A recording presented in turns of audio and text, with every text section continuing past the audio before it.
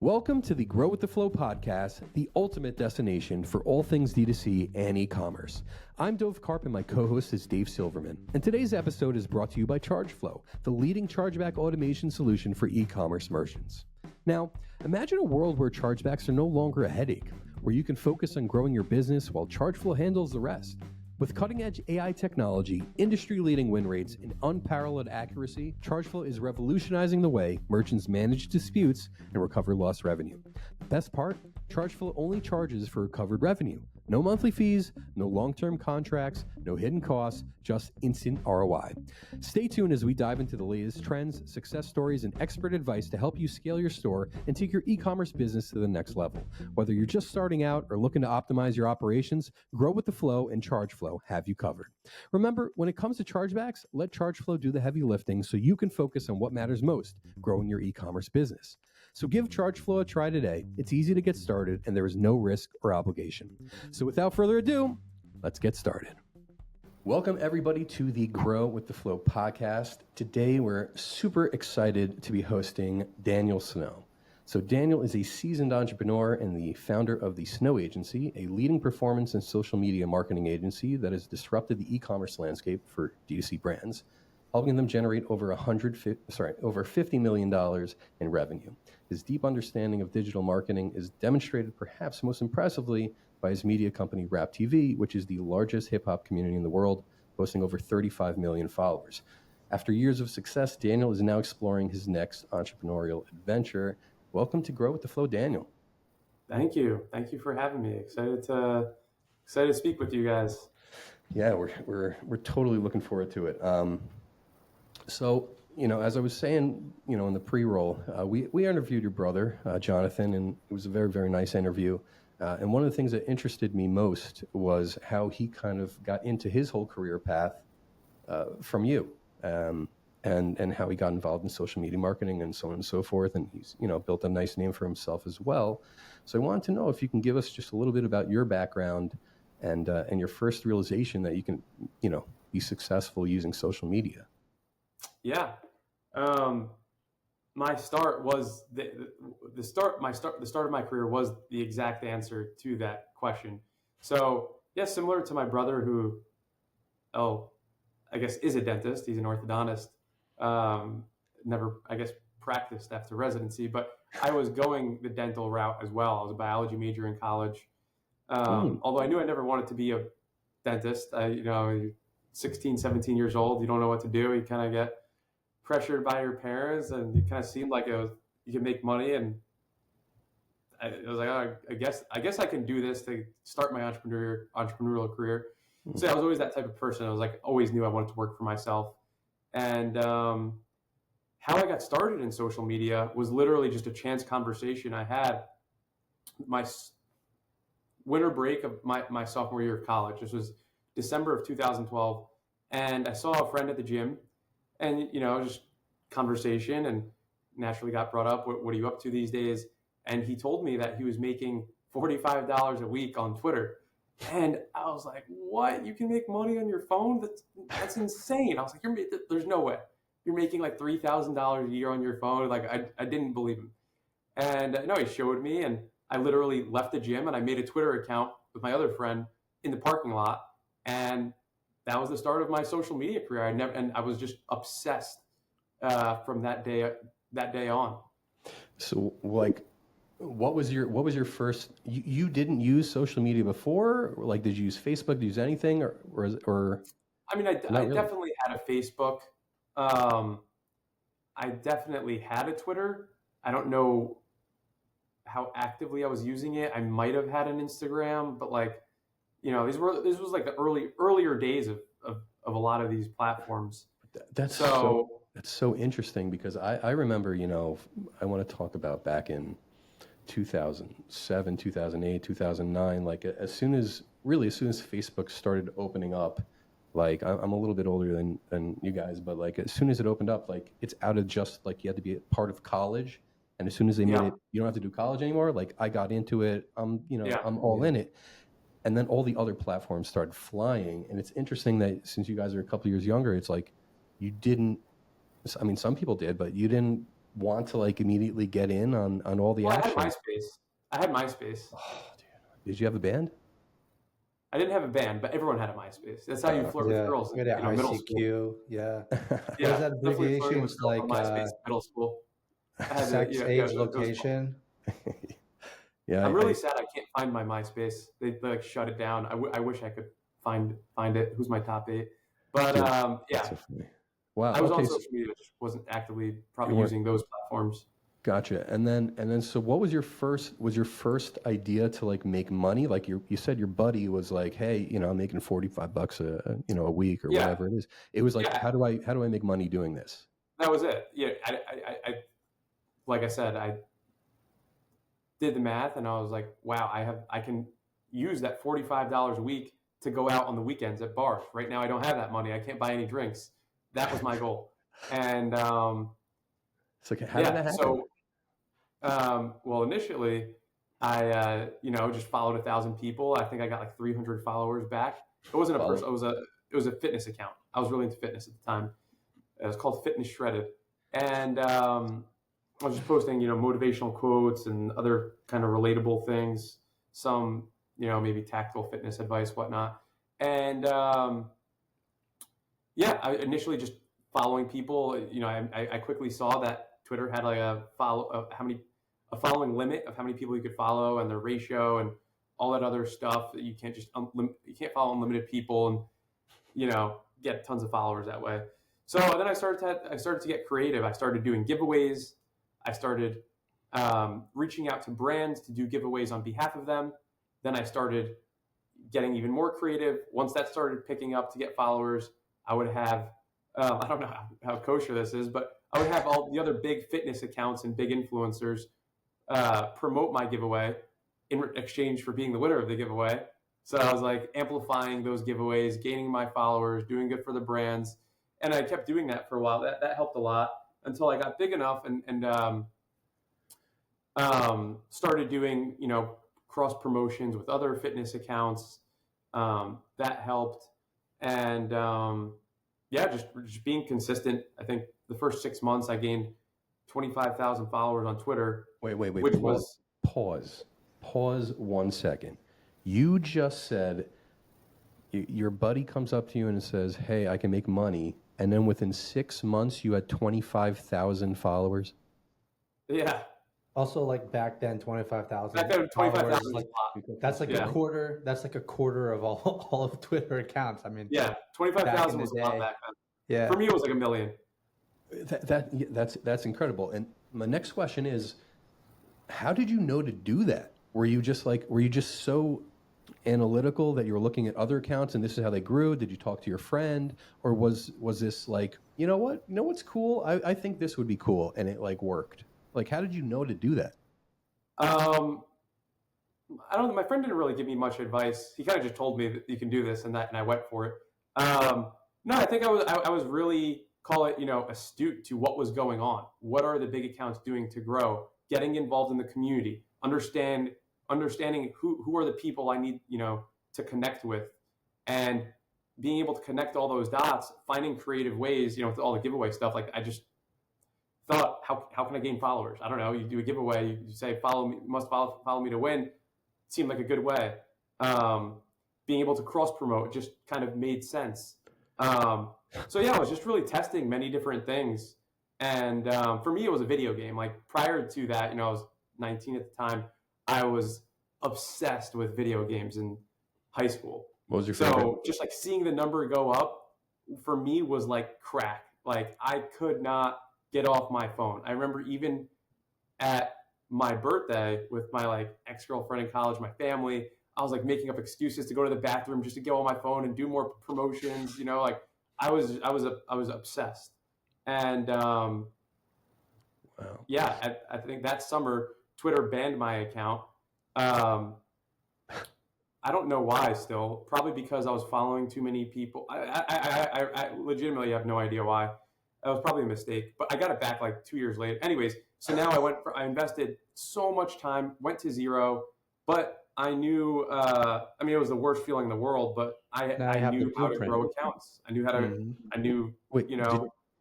did you monetize any of it at that time, or? Yeah. So at that time, I think I was now making like $100 a day was my new goal. I was making that, and I was like, this is Wow. awesome. I don't have to get a summer job, making so much money. Life was great.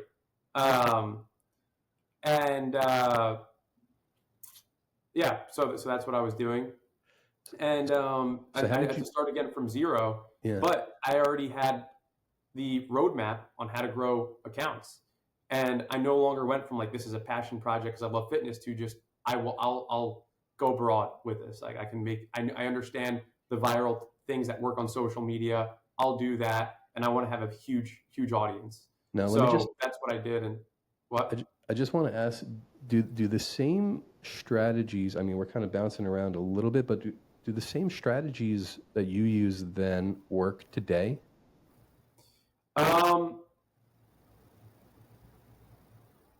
Yeah, for sure.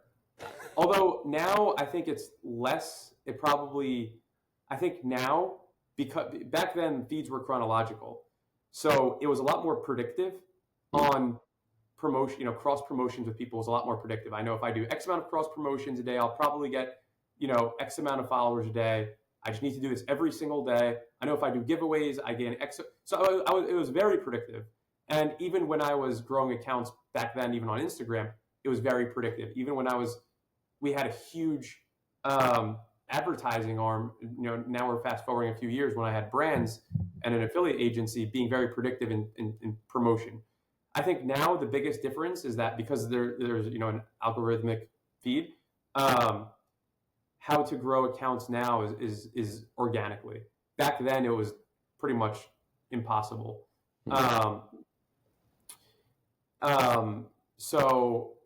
So now I think it's just understanding how to create great content that can get reach on all these different platforms.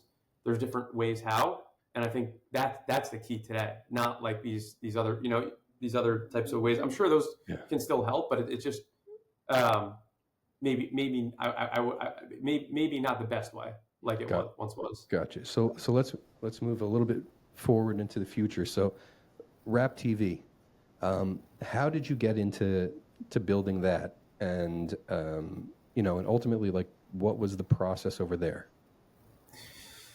So to understand how I created Rap TV, I think there's still a lot in between. I didn't just like have 6 months on social media and I was like, oh, like I want to create a rap brand.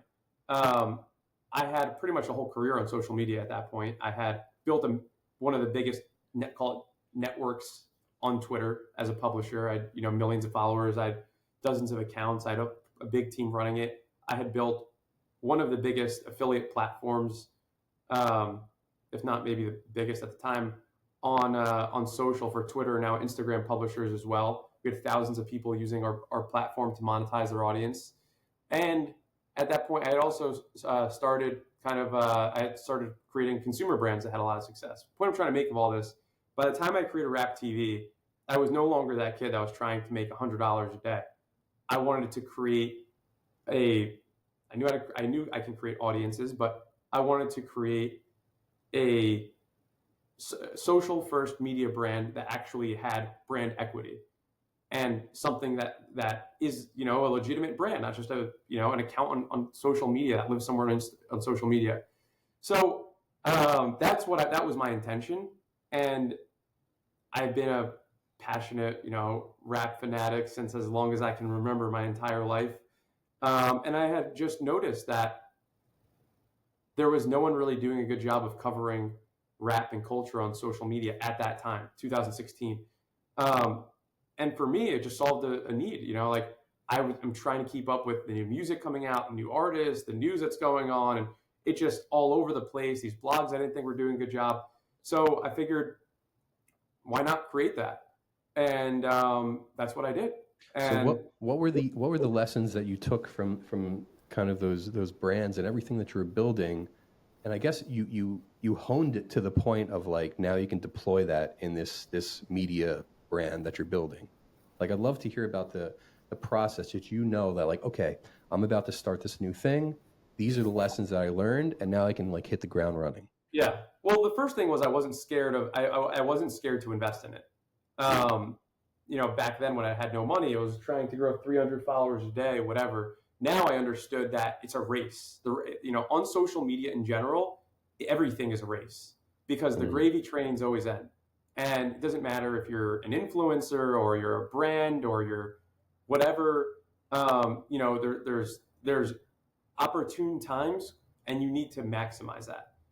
Because I was a first mover, call it, I wanted to maximize that. What that means for this is I spent hundreds of thousands of dollars when I started the brand in promotion. And that's why it grew so much. We got millions of followers from that because I understood the type of content to create to grow it.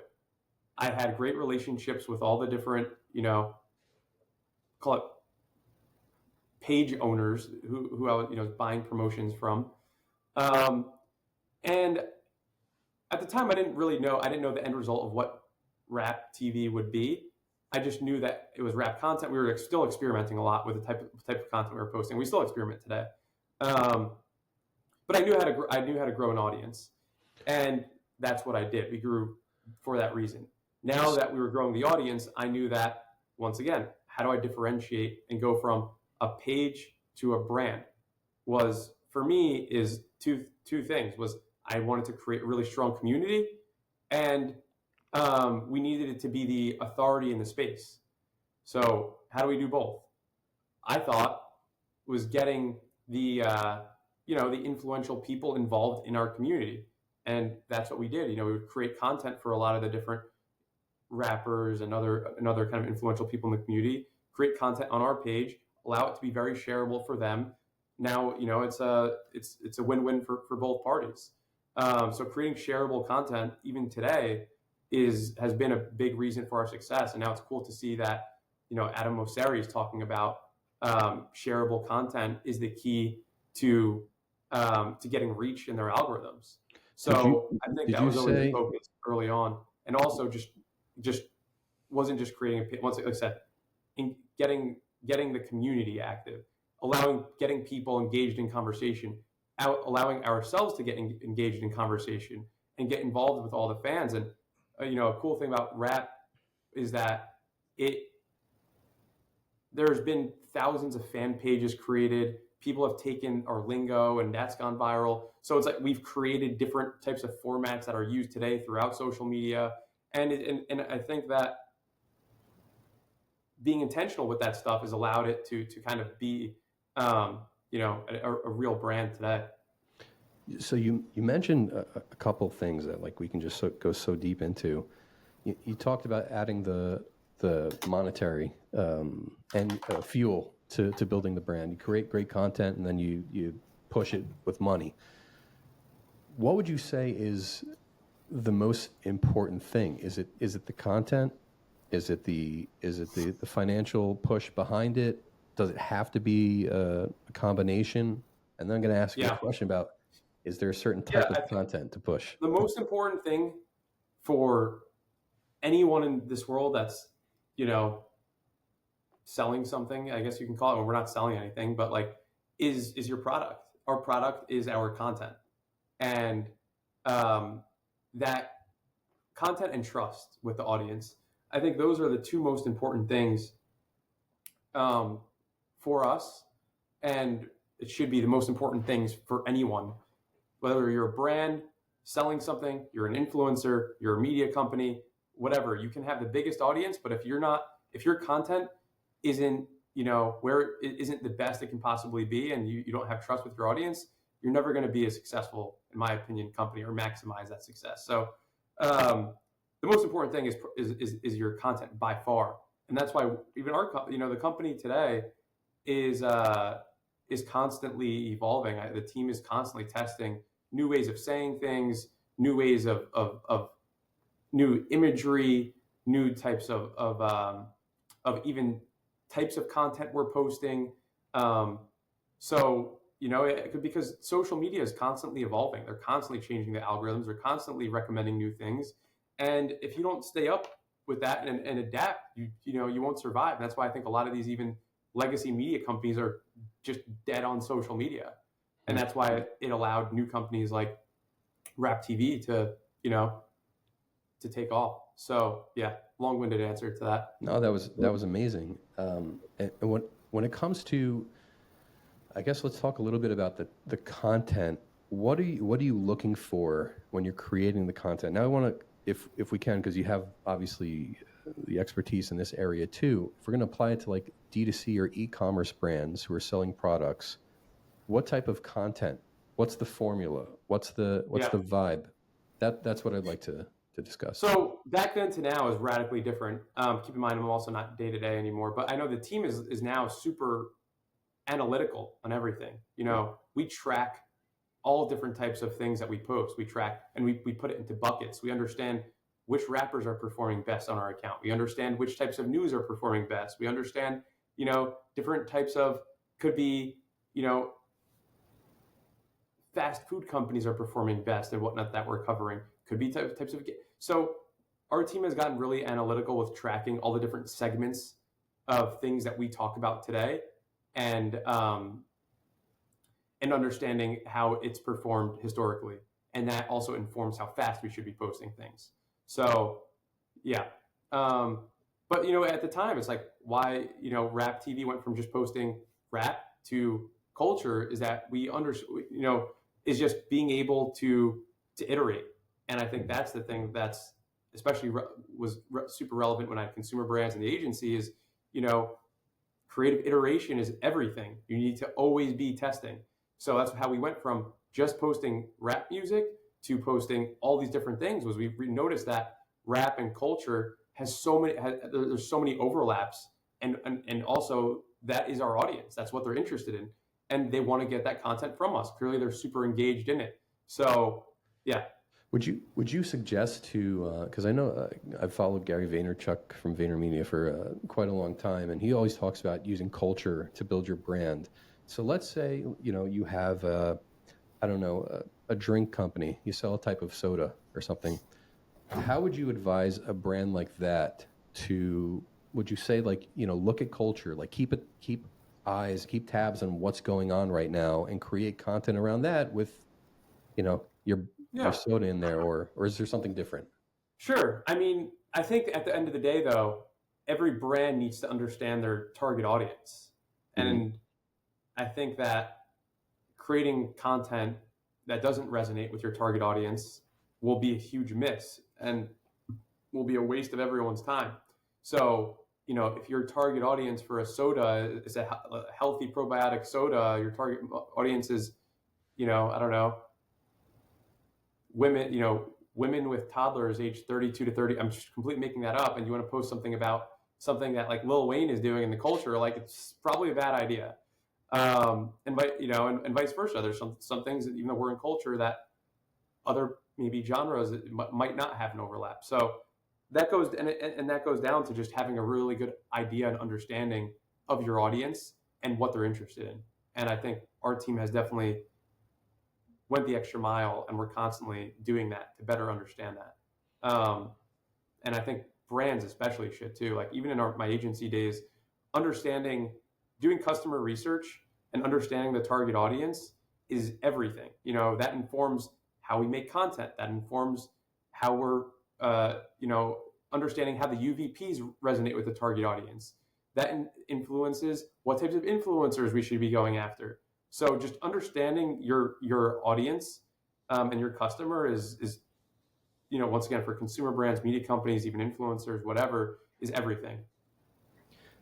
So if we go a little bit deeper into the idea of attention, right? We live in a world where everybody's attention is divided all the time, and especially like literally your news feed has you just flipping through it left and right. How do you grab somebody's attention? And then I'm going to have a follow up on that, because you've built, brands, and you know how to get them to follow and then continue to click. So how do you get that initial attention? And then we're going to talk about how do you retain that attention. So the question: how do you get the attention, and how do you retain the attention? Yeah. Well,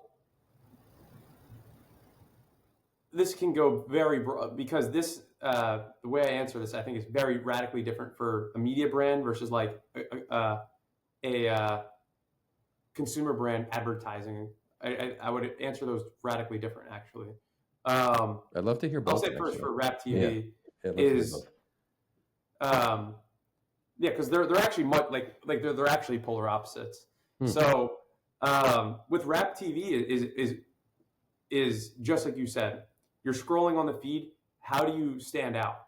For us, was creating a consistent call it consistent imagery. Our colors, the way we post certain things that stand out, that identify our brand. That's how, like I said, the internet has actually gone wild with that, because we did such a good job with that. The internet has created, fake Rap TV accounts, and they go viral because our imagery is so synonymous with Rap TV. We did such a good job of creating the font, the colors, the way we format it, that when people see that, they know that's Rap TV. And that's now influenced, a whole subculture of people taking that and running with it and doing all these crazy things. So obviously when you're scrolling and you see it, instantly you know it's coming from us. And because I like to think we do such a good job of covering content, understanding what our audience wants, we have a higher chance of standing out. And I think that's been the ultimate key to our success over, long period, years now. Well, I'm hearing things from the end, right? I'm hearing brand recognition, and I'm hearing content creation, once you already have those eyeballs. But if I were to start this from the beginning, how would I grow into that? Nowadays, right? We're not 2014. How would you grow into that? If you were going to start a brand right now, I would say that the first thing is you have to create that brand, everything I just described. You have to create the brand imagery. You have to understand the fonts. You have to be consistent. And then it just comes to, so you should be intentional with that off the bat. And then it's just understanding how to create viral content that can, maximize reach. Is there certain types of, what would you define as, not define as virality, but like, when you see a piece of content, you're like, oh, this was the hook, this was the main part, this was like the call to action, this was the, is there something that you've seen a formula, because you've created viral pieces left and right, and many different, brands have done that. I think with Rap TV, it's actually a lot easier because we have such a massive audience. It's like a snowball effect. We're getting over just on the Instagram, it's doing over 1 billion impressions a month. I don't know, 1.5 billion just on the Instagram. So when we post a piece of content and it's good, we're going to get hundreds of thousands of shares. It just happens. Obviously, that's not relevant to a smaller brand. Smaller brand, at least now, should focus entirely on video content. Video content, reels, TikTok, whatever, is how you grow. Versus us, we still can grow through photos and carousels and whatnot because of how shareable that content is. That's the difference. Is there a specific algorithm or set of actions that you'd say has higher attribution to success when it comes to eyeballs? So would you say there's more attribution towards a certain font or a certain consistency or time of data post? I don't think so. How would you see someone who's starting now and comes to you for a consulting session to assist them in taking off? Because they could promote as many videos as they can create. Some take off, some don't. What would your advice to be to them, how to strategize correctly in order to blow up? I would say, like I said, I've already answered the first thing, which is creating kind of that brand guidelines, brand Bible, so to speak, understanding what are your consistent colors and fonts, and how can you stand out in the feed and whatnot. And not most importantly, how can you make it yours, not just copy someone else's? I think that's the most important thing now. And the second thing is how do you grow is, it's like I said, I think it's understanding how to create. Well, number one is maximizing your output of content. So I think that's a big thing that most people don't do is Well, it's a two-pronged approach. So this is just a media brand, not an influencer, right? Yeah, we're Okay. still on that. Yeah. Okay. So yeah, I would say another big reason for our success is because of just the niche we're in. We're able to post 40 times a day, and That's 30, 40, whatever, a lot. We post a lot, and the more you post, the higher probability you have of a post. I hate the word going viral, but a post getting a lot of reach. Post getting a lot of shares. It's Post interesting because in the world of, I'm just, from what you're talking about, is because you have more at bats. Like we think like you got a good brand, it's a really nice brand. Every single piece of content's going to like take off and go viral. But it's like when, we're in sales, you make 100 calls. How many people are actually going to pick up? How many people are actually going to, book the meeting and have that meeting, And it sounds like maybe it's very similar with the world of content, is that so many people are 100%. like, oh, I spent so much time. I put together this piece of content. It was amazing. And, I got 7 people who saw it. Whereas you're like, no, if you put out 40 pieces of content a day, maybe 1 or 2 of them are going to start getting 100%. a nibble. And yeah. It's the 80-20 rule, like not all of our content goes, does incredibly well, but at the same time, that doesn't inform, we don't only create content that we know will get the maximum reach, because if we did that, we wouldn't be building trust with our audience, because we'd probably be too covering content that's like too polarizing, In fact, so there's content we know that'll do really well, but there's also content we know that won't do as well, but our core audience will really respect it because we've done, taken a ton of time to build out an editorial piece, and that'll take a ton of work on the imagery and the coverage and the journalism and all that stuff. We know it's not going to get crazy reach, but we know that it'll build our actual brand authority. And Right. I think the brand should always be aware of that. So I think if you're optimizing everything just for reach, that's not good at all. That leads into the idea about attention, about retaining them. Yeah. I also think that, if I'd approach it as a brand or an influencer, I think would be different, because we are obviously able to post so much content. There's a whole team behind it. I think I've spoken with some influencers who've tried to replicate that, and I think it's the opposite approach for them. I think that they should be taking more time to create less content. So if they're just rushing out 3 pieces of content a day just because they want to post more content, I think they'd be better suited focusing all their energy into one piece of content a day, or 1 piece of content every 2 days, because especially super high quality. It doesn't necessarily have to be super high quality. It's not my point. It's more so putting more energy into telling the story. And I think because you're really only one person, most people can afford a whole team to pump out content. I mean, sure, if you can do it, but I don't think a lot of individual people have those resources. So that's just kind of advice I've given, like influencers. But yeah, at the end of the day, the more content you put out, the better chance you're going to have of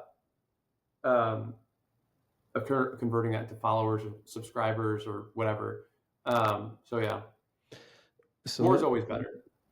Okay, so now that unless you don't have resources, yeah, then less is better. No, you explain that very, very well. I think it's important, because some people can get frustrated. I speak with a friend of mine literally today, and he's like, you know what, like, I've been putting out this content. We're trying to put out as much as possible, but it's 2 people, and it's not getting the reach that they want. And it's funny. You're like, yeah, you do that if you're a big brand and you have a big team behind you, then that's great. Do that, but no. Spend more time. Think about it. Yeah. And the story. You said story. Yeah, because the thing is that the idea might be there, but if you're not creating the best product possible. Product is the piece of content, it's not going to have the potential to maximize reach. Therefore, none of your content's going to work, because it's not going to, you're not maximizing its potential.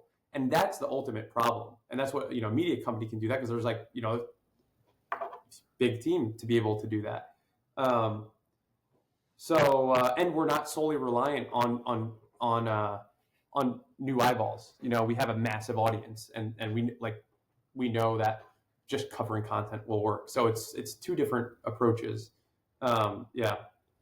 So with the audience, now that we built the audience, we have the following, right? It's talking about monetization. So how did you move to monetize? I assume Rap TV is, if you're able to build a team, there's a monetization aspect of that.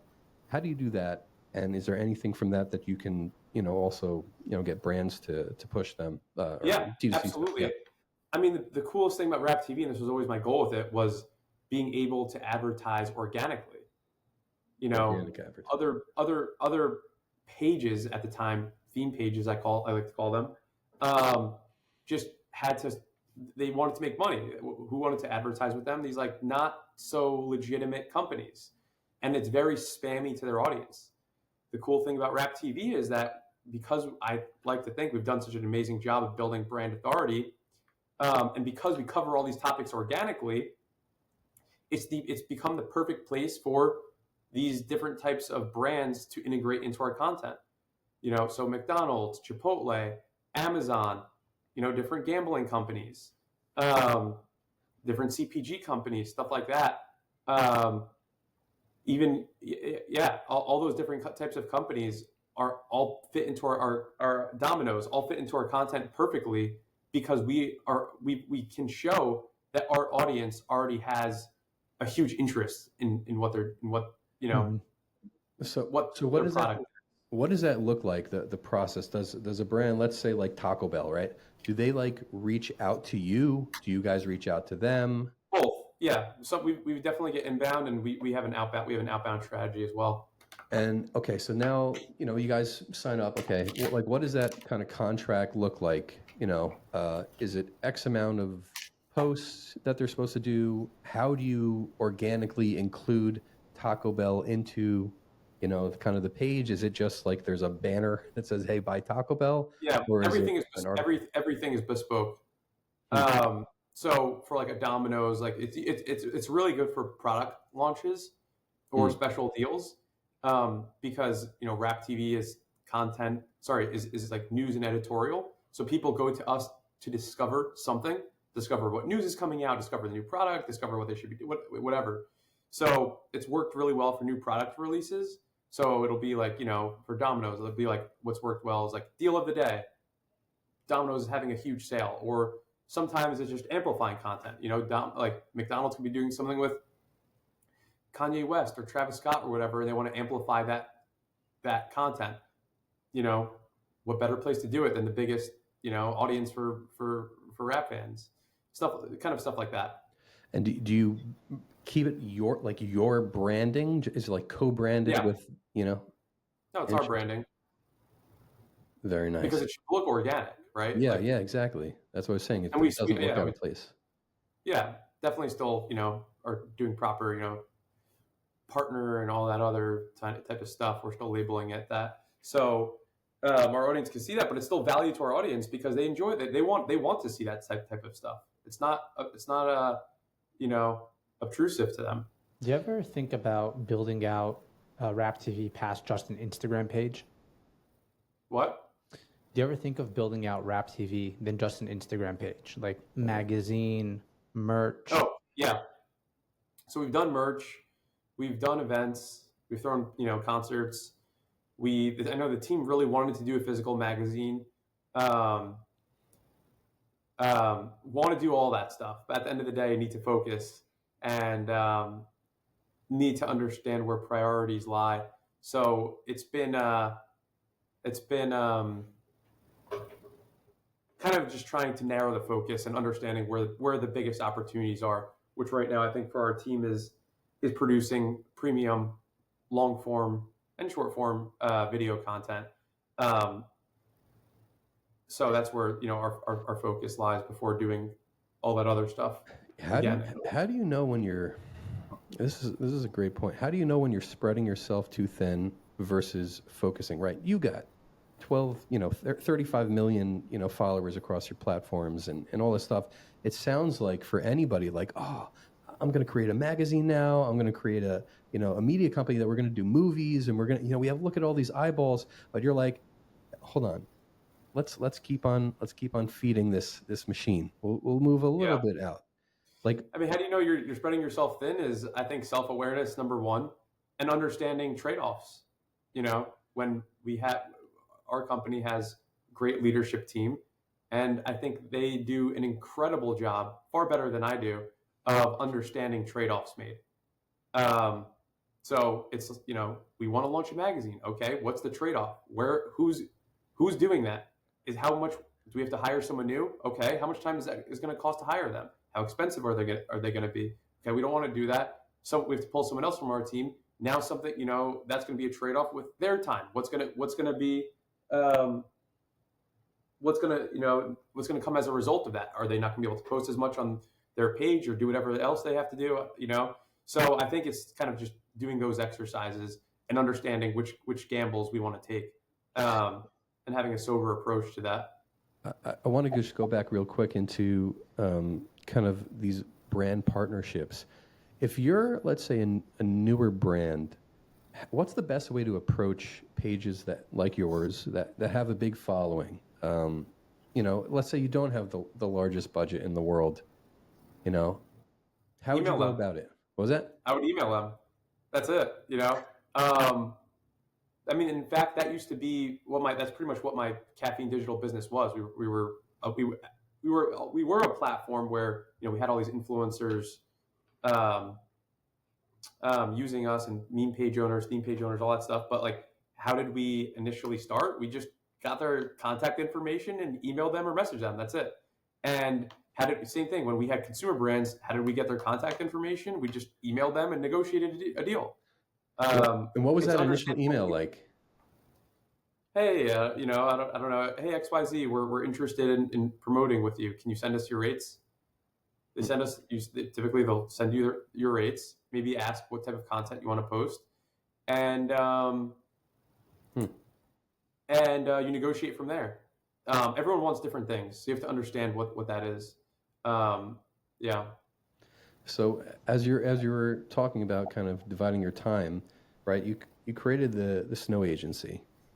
This is post Rap TV or post Station? No, Snow Agency. So when I was never really full time on Rap TV, only for a few months, believe it or not. It was always something in the background. I created Rap TV in 2016. I want to say. At that time, I was focused on a consumer brand called Goat Case. Blew up really quickly. I think we did like $10 million in our first 6 months or something in revenue. And we were doing all the fulfillment ourselves, so it was a fucking nightmare. But I believe that was July of 2016. In February of 2017, we even launched some other little, you know, single product, Twiddle Cube, whatever stupid stuff in between. February of 2017, we created a shapewear brand called The Perfect Sculpt. That blew up even more. We did, I want to say, 25 million in our first 12 months. So the point is that I had, you know, some crazy shit going on. Rap TV was in the background. I was giving it some time. I had people working on it full time. I was giving strategy, but I was focused on our brands. That was my pretty much sole focus. Then after we sold the brands in 2019, that's when we launched our agency. I was still full time on the agency. I was not full time on Rap TV. So Rap TV for a long time was just like in the background. We had a team, and the team was growing and all that, but it wasn't getting the love it really deserved for a while. What do you credit your success for? I know it sounds like you're this type of person. I have a couple friends who are like that for some reason they go into something and it works out. And for them, it's just like when I ask, like, how did you do that? They're like, I mean, I don't know. I just thought to do this and then like it worked out. I have a friend of mine who's never advertised in his life, and he's making like $4 million a year. He has a travel company, and it's just like, you don't advertise. You know, he's like, I mean, he's making a mistake. He should be advertising. Yeah, he's like, dude, it's just me. I have a team of 18 people. I don't advertise. It's all word of mouth. I was like, you're bringing in $4 million now just from word of mouth. Obviously, it's good service, but he's leaving a lot of money on the table. He's finally now starting. He's talking to me. He's like, oh, you know, what should I do? I don't know. How do I get out there? I was like, Yeah. I'm going to hook you up with other people. But watch my podcast with Daniel Snow. But what do you think it is? Is it something? Is it something that you think? Is it divine blessing? Is it luck? Is it what would you accredit this success to? I haven't been successful in everything I've done, to make that clear. Tell us about some failures. Well, first let's get the success, and then we'll talk about the bombs. I definitely haven't been successful with everything I've done. I have been successful in many things I've done. Definitely not everything. I've had plenty of failures. What's been the credit to my success? I think that I think I'm really good at identifying opportunities. And I think I'm really good at understanding my strengths. What would you say they are? I think I'm really good at taking things 0 to 1, especially in the social space. I've been able to develop so many different skill sets on content, consumer, and, B2B and B2C. I've seen so many different aspects of it that it's just become like a muscle, like a second muscle to me. So I think that like having so many have had experience in so many different realms, having even talked about other things I've done on this podcast, allows me to have really good idea on strategy on taking things 0 to 1. If I was to, let's say, they got that TV show, The Billionaire, whatever. If I drop you, I'm going to drop you in the middle of nowhere, and you got to figure out how to make your first $1,000,000 or $100,000 or something like that. Do you think if I just, you can't use any money to promote, you can't, any connections, you had to create a new alias. Do you believe that you can grow something again to, like, let's say a million followers, and then from there, monetize? Or would you say it's kind of success built on success, and it's harder to kind of just pop up out of nowhere from zero? Well, I think today it's actually easier to grow an audience from 0 than it was. I think today is actually the easiest time in social media to grow an audience, because these social platforms are rewarding smaller influencers, and they're rewarding original content, and they're allowing things to go viral that, will grow an audience. So I do think today is easier. I would say right now in this very moment, we were talking about this a little before the podcast started airing, is I just don't have a desire to chase opportunities anymore. It's just not what interests me. So I just wouldn't want to do it. Do I think if I was everything 19 again, whatever, 20 years old, and that, like, this is how I escape, so to speak, can I do it? Fuck yeah, I think I could do it. I don't know if I have a desire to solely dedicate myself to things that like won't make my life better at this point. Or give me meaning or purpose and stuff. That's a different conversation. But yeah, I definitely think I could do it. All right, so let's go into that, because for me, this is always the most important and amazing part of the podcast, is go a little deeper, a little under the surface, right? You haven't always been successful, but you've had a couple home runs. You talk about like the biggest mistake that you potentially had as you're looking back, maybe in the earlier years or throughout building it. Like, what would you say some of the biggest mistakes that you made, and how would you advise that person who was making the mistake at that time to fix it? Yeah, I think that looking back, probably a lot of the bigger mistakes I've made, well, I would say what I wish I could have done, I think I should have had more advisors, coaches, mentors earlier on, because I do think in some regard, it's not that I had an ego and didn't want it. I just didn't really seek it. I didn't prioritize seeking that. And I was comfortable with failing and learning from my mistakes and how I grew. In fact, I looked forward to failing, because I was like, okay, let's fail fast, learn, come on, keep going. And that's just a stupid way of doing things, I think that especially in management, I was a really bad manager earlier on, because I was really aggressive when I was younger. I just was very competitive, wanted to win, and not everyone was like on my urgency level, and created some issues. So I think that like having a mentor, coach, all of that would have allowed me to grow a lot faster and not make a lot of those mistakes. So, because I was just learning everything on the fly. I had never even had a job. My last job was folding silverware at PF Chang's. You know, I never had a good model of how to do things in a management sense, or this is how companies operate. It was all trial and error, or trying to learn from other people and whatnot. So I think working closer with someone in day to day would have been a really good way to grow personally, professionally, and a good investment. So yeah. So you've now, you told us beforehand, you've taken basically the last like 13 months off or so to kind of retire a little bit, reevaluate, see where you're holding. Where are you right now? Meaning in existence. Yeah. I'm literally in Miami. The last 4 months I wasn't in Miami. I was traveling the world. I pretty much did like a whole lap around the world. And yeah, my intention was, I've traveled a lot in my life, well, relatively speaking. But travel is different when you have a responsibility. I was traveling, but I'm on my phone all the time. I'm still pressured. I'm still stressed. I'm thinking about that. I wasn't ever to be fully present. So I was like, I want to be able to travel and be fully present, see these things with fresh set of eyes. And everyone I spoke with, a lot of people that had sold businesses in the past, told me to take at least a year off and don't think about business at all, and that's what I did.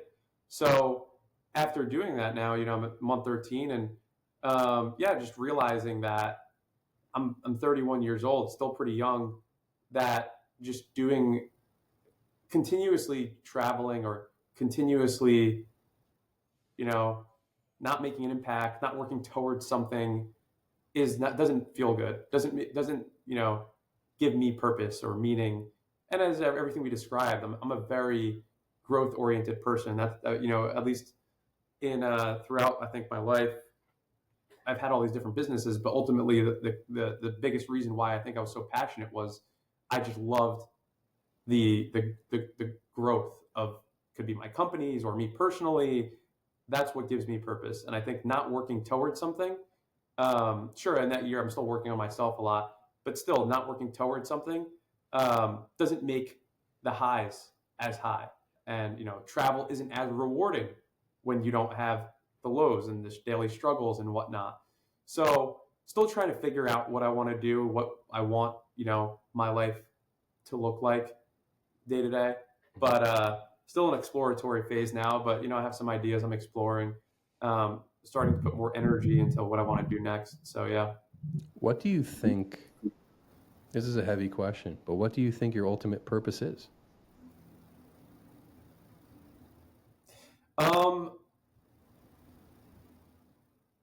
I write down. I think my ultimate purpose is to be the best version of me possible. That's number one. So I actually met with this kind of like spiritual, it's actually a rabbi, and I'm actually a rabbi too. Okay. And he told me something so powerful to me. And because I've never been that spiritual of a person, and I'm starting to explore it more. And he told me that being able to be the best version of me actually is how I give back, because that can elevate the consciousness of the world in some sense. And I was really taken aback by that. So I think continuously just to work on myself and to be the best version of myself is in some sense my purpose. And also, I have this daily gratitude journal. One part is to inspire and impact others. And I just, I've had success. I think I can do a better job of giving back. And it's funny because since I started doing this, I have all these people come to me and ask for advice, and I'm happy to give it. It does feel good to be able to help people. So I think that's I think that is something I'm fortunate enough to be able to help people in some regard. Still trying to figure out like how it can be more consistent in that. And yeah, I think those are two things how I think about it. I've been on a spiritual journey for almost 20 years myself. I mean, I've had different levels of success, but what you just said about you feel your purpose is to be the best version of yourself. I think ultimately that unlocks everything. Yeah. And I've never, and it's so simple, but I mean, obviously it's so difficult, but that ultimately is the purpose. We all come here, we're all here, right? We got to all make the best of it. And the way that you make the best of it is by making the best of yourself. And I think by definition, when you continue to grow and you reach certain levels of success and expertise in areas, the next thing automatically for a normal, non-broken person is to say, I would love to help my fellow man. I would love to help my fellow person, and as long as you open up to that, I mean, it's going to come your way. So look, you just inspired me. Awesome. So at least Love to hear that. you got another one. You got another one in the book. I'd love to continue to speak with you for another 7 hours because I think we just began to scratch the surface. But unfortunately, we're going to have to end this specific episode. But I want to thank you, Daniel, so much. There's a lot to think about from both the content side, the business building side, the personal side. There's a lot going on here. So where can people find you? Maybe if they want to follow this journey that you're on. Sure. Yeah. I'd say most active on Instagram right now. Handle is Dapper, TAPPER, and Twitter. I am Dan Snow. If anyone wants to email me, danielsnow100@gmail.com. So a few different ways people can get in touch. Fantastic. And okay, thank you to our audience for listening. We look forward to bringing you great stories and practical advice about how to grow your D2C brand and your life. So please follow, like, and subscribe to the Grow with the Flow podcast on YouTube, Spotify, or Apple Podcasts. And feel free to reach out to Chargeflow at chargeflow.io for all your chargeback needs. Until next time, keep flowing.